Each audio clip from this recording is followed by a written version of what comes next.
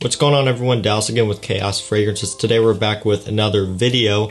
We're doing something different. I've been doing a lot of reviews lately for the past couple weeks. I wanted to come back with some sort of list. So as you already saw by the title, this video is going to be about 5 fragrances that grew on me. So these are fragrances I really didn't care for all that much when I first smelled them. I was kind of, I didn't like them really. And now I love all of them. And the reason why I'm doing this video is for a couple of reasons. One, because I think it would just be interesting, just so you guys can kind of see, what I liked and what I didn't like when I first smelled them. But also as kind of a lesson for those of you out there. When it comes down to it, when you're trying new fragrances, you have to actually try them multiple times. You have to wear them a lot. You can't just wear it once and then say you hate it and never touch it again. Like I said, the first time I smelled all of these, I didn't really like them at all. However, now all of these are my favorites. They're still in my collection and I still wear them a lot. So that just kind of goes to show you that when it comes down to it, you have to actually test stuff out. You have to give stuff a chance before you just try it once and then just, throw it aside and say you don't like it. So let's go and start off the video with number 5. So this isn't really in any order. We're just gonna start off with number 5. That one is Fève Delicieuse by Dior. So a lot of you are aware of what this fragrance is. This is a tonka bean fragrance. As the name implies, it's a delicious smelling fragrance. It's a gourmand. This smells amazing. The main issue with this one though, or I guess I should say issue, is that it's very powdery. This is not a masculine scent by any means. This is very powdery. A lot of people say it smells like baby powder or baby wipes or something like that. Personally, I don't really think it smells like that at all, but it is very powdery, so for a lot of people that's going to put them off. And I was one of those people as well. When I first got a sample of it, I wasn't too sure what to think about it. I found myself thinking, when would I ever wear this? Why would I ever want to smell like this? This doesn't smell like something that a guy would wear. But I came around to it after a while, but it really kind of dawned on me and I was like, oh wow, this stuff actually smells gorgeous, really like it. And maybe after about a year, I ended up picking up a bottle of it. So number 5, Fève Delicieuse, like I said, not gonna be for everyone, and it's probably not gonna be for everyone off the first sniff either. Luckily for me, I kept coming back to it, and now it's one of my favorites and I own it in the collection. So number 5, Fève Delicieuse. Number 4, we have Mancera Sicily. So this is one that I talk about a good amount on the channel in terms of summer fragrances and citrus fragrances. This one is one of my favorites. So this has a ton of different citrus notes, peach, apple, and a whole bunch of other stuff I can't even think of off the top of my head. And when I first got this one, I actually won it in a raffle, brand new. Obviously I've decanted quite a bit of it now, but when I won it, it was brand new. I won it in a raffle and ended up paying like $6 or $7. And when I ended up getting it in the mail and I smelled it for the first time, I wasn't too impressed by it. I thought it was a little bit feminine smelling. It's very potent as well, which you wouldn't expect with a citrus fragrance, but when you smell this, you can tell how strong it is, and you can really feel it. So with that being said, I really wasn't a fan of it right off the bat, so I would start wearing it around here and there, and it really started to grow on me. And now, like I said, this is one of my favorite citrus fragrances, one of my favorite summer fragrances. This truly just smells like summer to me. Again, it's very citrus dominated. That's really about all you get. And on top of that, it's also very strong, which is, again, is something that you normally don't get with citrus-based fragrances like this one, but this stuff is very, very strong. So this is definitely one that I'm going to be keeping in the collection. It's one that I'm going to be wearing a lot in the spring and summertime. It smells absolutely fantastic. I'm glad I came around to liking this one because it just smells really great. So this is number 4, Mancera Sicily. So before we get to number 3, I just want to jump in here and say, if you haven't checked out my decanting course yet, go ahead and do that now. If you head on over to chaosfragrances.com, or if you click the first link in the description, you can check it out there. Basically, I'm going to tell you everything you need to know when it comes to decanting your fragrances, from how to set your prices so that you're not losing money and that you're actually making some money, how to actually decant, how to ship stuff so you can do it right from home, how to leave your house. Just going over all the supplies you need. I basically lay everything out for you from start to finish, exactly what you need to know in order to actually start. And what's so nice about this is you'll be able to build up your collection without having to pay out of pocket. You're not taking money from your paychecks at work to buy fragrances. You're basically using your fragrances to buy more fragrances, if that makes sense. So if you are kind of on the fence, you want to get started, but you don't really know where to start or how to start, Again, check out the course, link below. When you click the link and you're on the website, a pop-up box will come up. If you enter your email there, you'll get an extra 20% off. So it's already discounted quite a bit, but if you enter your email, when that pop-up comes up on the screen, you get an extra 20% off too, which is basically giving it away at that point because there's a ton of information in there. So again, make sure you go check it out, link below. Now let's go and get back into the list. Number 3, we have Creed Royal Mayfair. So this one right here, this is a very divisive one in the community. A lot of people really do not like this one. And believe it or not, this is actually one of the cheaper Creeds right now that you can pick up. I picked up my bottle off of eBay for, I think, $97. It was full, and it's a 120 ml bottle tester. 98 bucks, less than 100 bucks for a Creed. That's pretty cheap. So like I said, you can find good deals on it. Typically, the going rate for a 120 ml that I've seen is around $130 or so, which is still very affordable.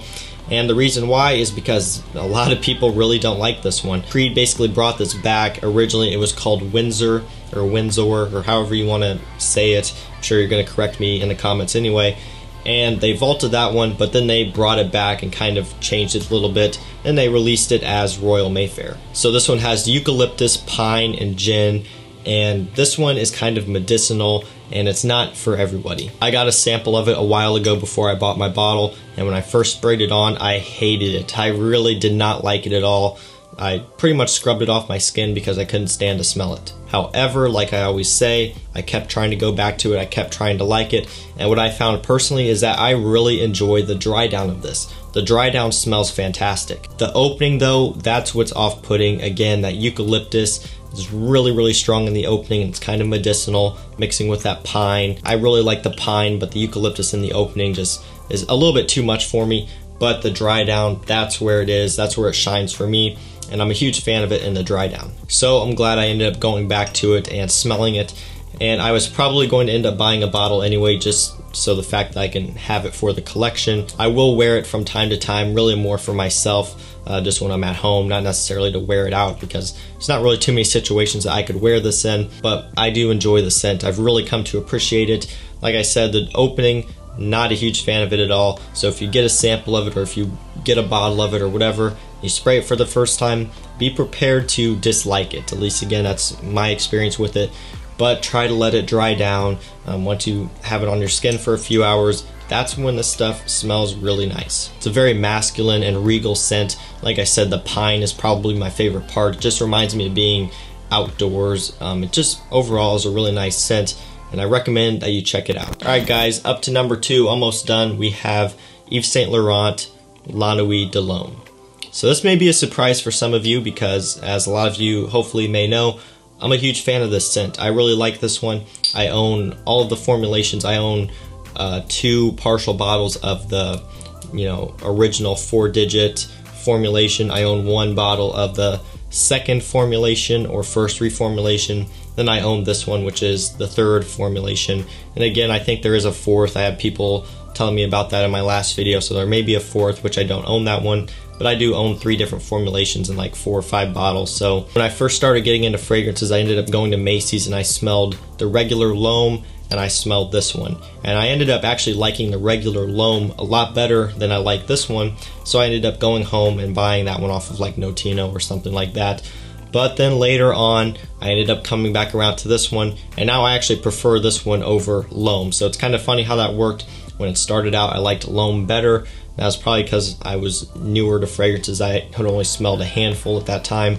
This one's a little bit more unique. It's a little bit more out there, a little bit more daring in my opinion.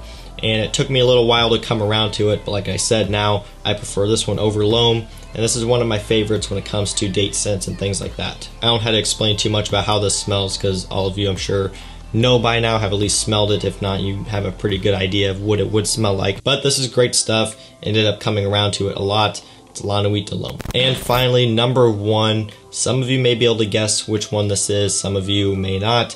This one is Baccarat Rouge 540. So again, I've talked about this one quite a bit on the channel as well, and I've told the story quite a few times. When I first smelled this one, I didn't like it. I really did not like it all that much. It has this very latex glove and like sugary, sweet type of smell.